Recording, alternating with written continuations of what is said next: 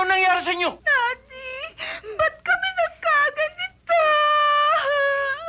Dati, tingnan mo nangyari sa akin. Bakit, Daddy? Daddy, look at my face! Natutuko, nabuha na! Palibasa isang tamba kayong mga... Bumili kayo ng piramid. Nakalahati lang ng mukha nyo nasasakop. Pero tingnan nyo, ang nasakop ng piramid ay kuminis at gumanda. Samantala, ang hindi nasakop ng piramid, dun lumitaw. Ang hindi kanais-naisan yung mga mukha. Diyan yung mapapatunayan kung ano ang bisa ng piramid.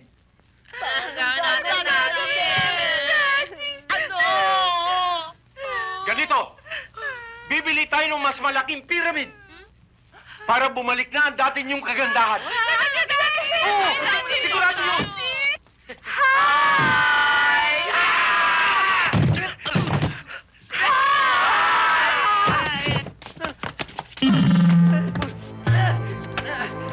Ano to? Ano nangyari? Telekinesis! Balik!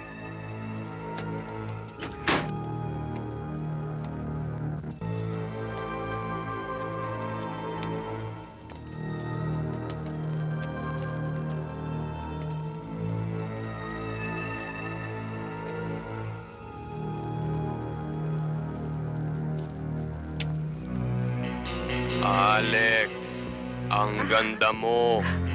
Totoo? Butch, ang sexy mo. Umayat ka. Andrea, mahal kita. Totoo? Rose, pakakasalan kita. Ha? Ang ibig niyo sabihin pakakasalan niyo lang ang mga anak ko? Ha? Sa lahat ng oras.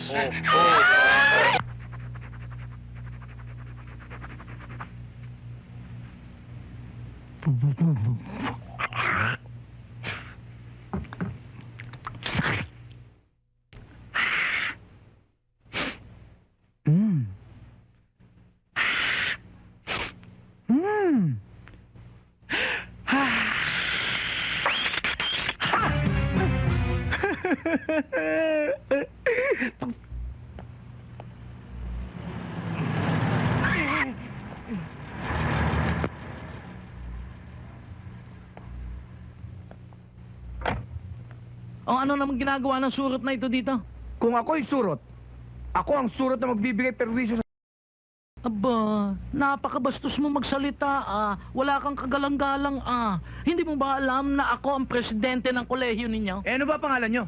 Felix, di kagalang-galang. Kita nyo na? Pangalan nyo pa lang, hindi na dapat irespeto eh. Tingnan mo na nga, talagang bastos ka, no? Bakit narito ka? Ako ang magiging escort ni Miss Kay sa Jazz Prom. Escort. Hindi mo ba alam na bawal sa isang estudyante ang makitungo sa isang faculty member? Hindi. Pues, ngayon, alam mo na. That's why I'm telling you right now, get out of here! Okay, go! Thank you. Huwag ka nang babalik! Talaga! Wait! Ako'y talagang niloloko mo! Talagang niloloko mo! Nag-aaway ba kayo? Ay, hindi. Ay, nakakatuwa lang tayo hindi ba? Oo naman! Abaruray, abaruray, abaruray, abaruray, abaruray, abaruray, abaruray, abaruray. Ooh! For you, Ang ganda. Ang ganda-ganda nito. Thank you, ah. welcome. Abay, akin naman yan Bakit? Wala. For you also. Thank you. Ay, bakit hindi ka pabihis? Baka mahuli tayo sa prom. Pasensya na lang ho kasi nagbago ng isip ko, hindi na ako sasama sa inyo. Ay, naku naman, ihay. Hindi pwede iyon. Ay, hindi matutuloy ang prom pag wala ka doon. Sige, sasama ako sa isang kondisyon. Ano yon? Na tayong tatlo ang pupunta. Payag ako. Payag din ako. Kunyari, mag-shota tayo. Tapos siya, biyenan ko. One more time. Abaruray, abaruray, abaruray, abaruray.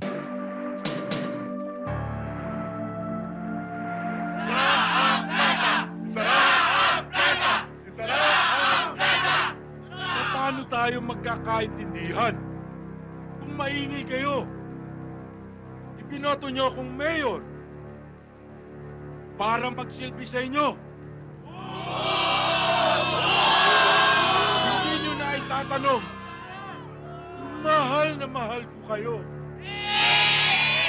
Mayor, nagpunta kami rito para ipamunat sa iyo ang masamang nangyayari sa ating bayan.